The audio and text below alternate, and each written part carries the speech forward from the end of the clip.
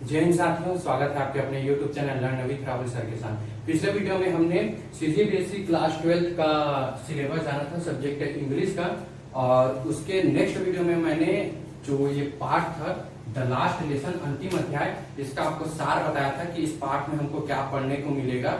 उसी का हम लोग अब डिटेल से अध्ययन करेंगे। तो कुछ जो मैं आपको पढ़ाने वाला हूँ उसमें से कुछ जो हार्ड मीनिंग था उसका मैंने मीनिंग लिख दिया है। तो मैं चाहता हूँ अगर आप लोग पढ़ रहे हो तो पहले इसका एक स्क्रीनशॉट ले लीजिए। ठीक है, स्क्रीनशॉट आपने ले लिया होगा क्योंकि हम लोग जब ये पार्ट पढ़ेंगे तो ये सब वर्ड यूज होने वाला है। तो अगर ये मीनिंग आपके सामने रहेगा, आप इसे नोट डाउन कर लेंगे तो आपको समझने में आसानी जाएगा। इस वीडियो में मैंने आपको बताया था कि एक टीचर है मिस्टर एम हेमल करके, उनका स्कूल में लास्ट दिन होता है और एक बच्चे और वही टीचर का जो स्टोरी है इसमें बताया गया है। तो बिना टाइम वेस्ट किए हम लोग ये स्टोरी शुरू करते हैं। लेसन का नाम क्या है? The last lesson. तो पार्ट स्टार्ट यहाँ से होता है। I started for school very late that morning and was in great dread of scolding, specially because M Hamel had said that he would question us on participles and I did not know the first word about them. देखो, जो बच्चा है वो school के लिए late हो गया है, ठीक है, और क्या बोल रहा है? I started for school very late that morning and was in great dread of scolding, especially because M. Hemal had said that he would question us on participles. देखो, उस दिन वो अपने लिए बता रहे, उस दिन मैं प्रातः स्कूल के लिए बहुत देर से निकला और मुझे डांट पड़ने का बहुत डर लग रहा था। ठीक है, एक तो स्कूल के लिए वो लेट हो गया है और उसको डांट पड़ने के लिए थोड़ा सा डर लग रहा है। उसको डांट क्यों पड़ेगा ये देखते हैं। क्योंकि एम हेमल ने क्या बोला था? क्योंकि वो पूरे क्लास से क्वेश्चन करेगा किस सब्जेक्ट में? पार्टिसिपल्स के बारे में। अरे पार्टिसिपल्स क्या होता है? मैंने यहाँ पे लिखा है पार्टिसिपल्स मतलब कृदंत। जो हम लोग संस्कृत हिंदी में पढ़ते हैं ना, कृदंत जो क्रिया और विशेषण के लिए यूज किया जाता है उसको क्या बोलते हैं? कृदंत बोलते हैं, इंग्लिश में पार्टिसिपल्स बोलते हैं। उसी के ऊपर एम हेमल क्या चीज क्वेश्चन करने वाला था और उसको and I did not know the first word about them. और इस पार्टिसिपल्स का, इस कृदंत का उसको एक वर्ड भी पता नहीं था, इस कारण वो क्या थोड़ा सा डरा हुआ था। For a moment I thought of running away and spending the day out of दोस्त। कुछ क्षण के लिए वो क्या सोचता है कि उसके मन में विचार आया कि वहां से भाग जाए और पूरे दिन स्कूल के बाहर ही अपना समय व्यतीत करे। ठीक है, इट वॉज सो वार्म, मौसम क्या था? गर्म था। सो ब्राइट और चमकदार था। The birds were chirping at the edge of the wood. ठीक है, जंगल के किनारे पक्षी क्या चीज चहचहा रहे थे। मैंने क्या लिखा था? एज मतलब क्या होता है? किनारा। ठीक है, और चिर्पिंग मतलब चहचहाना। तो जो जंगल के किनारे पक्षी थे वो लोग क्या कर रहे थे? चहचहा रहे थे। ठीक है, and in the open field back of the sawmill the Prussian soldiers were drilling. और जो जंगल के किनारे पक्षी तो चहचहा रहे थे, लेकिन आरा मशीन के पीछे, मतलब सावमिल मतलब क्या होता है? आरा मशीन। और आरा मशीन के पीछे जो खुला मैदान था वहां प्रासियाई सैनिक ड्रिल कर रहे थे।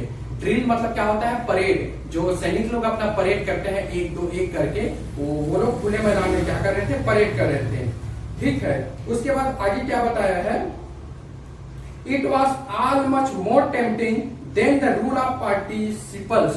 और यह सभी नजारा उस कृदंत से, उस पार्टिसिपल से बहुत ही ज्यादा आकर्षक और अच्छा था।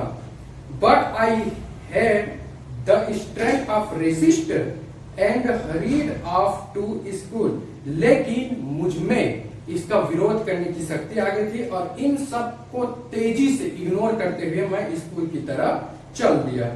ठीक है, आगे क्या बोलता है वो? When I passed the town hall there was a crowd in front of the bulletin board. जब वह टाउन हॉल से गुजरा तो वहां बुलेटिन बोर्ड मतलब क्या होता है? सूचना पटल। तो जब वो टाउन हॉल से गुजरा तो वहां एक सूचना पटल के सामने लोगों की भीड़ जमा हुई थी, लेकिन उसके पास इतना समय नहीं था कि वो वहां रुक के देखे कि बुलेटिन बोर्ड में क्या लिखा है। तो वहां से वो तेजी से निकल गया। ठीक है, for the last 2 years all our bad news had come from there. और पिछले 2 वर्षों से हम लोगों के पूरे बुरे समाचार वहीं से आ रहे थे, जितना भी मतलब बैड न्यूज था उस बुलेटिन बोर्ड में ही लिखा जा रहा था। इसी कारण उसने वहां पे रुकना उचित नहीं समझा, वहां से निकल गया। ठीक है, the last battles, the draft, the orders of the commanding officer, and I thought to myself without stopping, what can be the matter now. पिछले 2 वर्षों से हमारे लिए बुरा समाचार जो बुलेटिन बोर्ड था वहीं से आ रहा है। आगे क्या बोलता है, हारी गई लड़ाइयों के समाचार भी उस बुलेटिन बोर्ड से आ रहा था, सैनिकों की भर्ती के समाचार, कमांडिंग अधिकारियों के आदेश का समाचार, ये सब उस बुलेटिन बोर्ड से ही आ रहा था। तो वो बिना रुके बिना सोचे अब क्या बात हो सकती है करके आगे निकल गया। आगे क्या होता है, then as I hurried by as fast as I could go, the blacksmith watcher who was there with his apprentice reading the bulletin called after me, don't go so fast, boob, you'll get to your school in plenty of time। ये सब जो समाचार वहां से आ रहा था उसको ignore करते हुए आगे निकल गया। जितनी जल्दी वो वहां से गुजर सकता था उतनी तेजी से निकला। तो जो लोहार था, ब्लैक स्मिथ मतलब क्या होता है, लोहार। तो जो लोहार वास्टर जो वहां अपने प्रशिक्षु या अप्रेंटिस मतलब क्या होता है, शिक्षार्थी बोलो या प्रशिक्षु बोलो, उनके साथ सूचना पटल को पढ़ रहे थे। जब वो लड़का वहां से तेजी से गुजर रहा था तो वहां पे उन्होंने ब्लैक स्मिथ को देखा, अप्रेंटिस को देखा जो वहां पे सूचना को पढ़ रहे थे। मुझे पीछे से पुकारते हुए उसने क्या कहा, इतना तेजी से मत जाओ लड़के, तुम काफी समय पहले स्कूल पहुंच जाओगे। देखो इसका थोड़ा सा मैं डिटेल कर देता हूँ कि हुआ क्या था उस समय। जब वो लड़का तेजी से गुजर रहा था सूचना पटल के पास, तो वहां पे उसको ब्लैक स्मिथ अप्रेंटिस दिखता है। ठीक है, ब्लैक स्मिथ मतलब क्या होता है, लोहार, और अप्रेंटिस मतलब शिक्षार्थी, मतलब लोहार के ही शिक्षार्थी वहां पे थे। तो लोहार उसको पीछे से पुकारता है उस लड़के को कि इतना तेजी से मत भागो, तुम बहुत समय पहले ही स्कूल पहुंच जाओगे। ठीक है, तब वो लड़का क्या बोलता है, I thought he was making fun of me and reached M. Hemal little garden all out of breath। लेकिन वो लड़का क्या सोचता है कि वो जो ब्लैक स्मिथ लोहार है मेरा क्या उड़ा रहा है, मजाक उड़ा रहा है। और मिस्टर हेमल के छोटे से बगीचे में हाँकते हुए वो लड़का पहुंच जाता है। ठीक है, ब्लैक स्मिथ की बात को उन्होंने नहीं सुना और जल्दी जल्दी एम हेमल जो मिस्टर हेमल है उनके गार्डन में वो पहुंच जाता है। आगे क्या हुआ, यूजुअली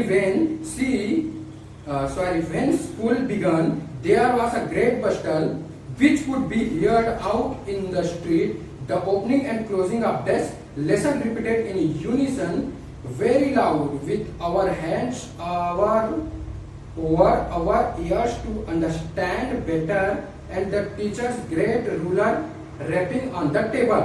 सामान्यतः जब स्कूल शुरू होता था तो बड़ी चहल पहल हुआ करता था।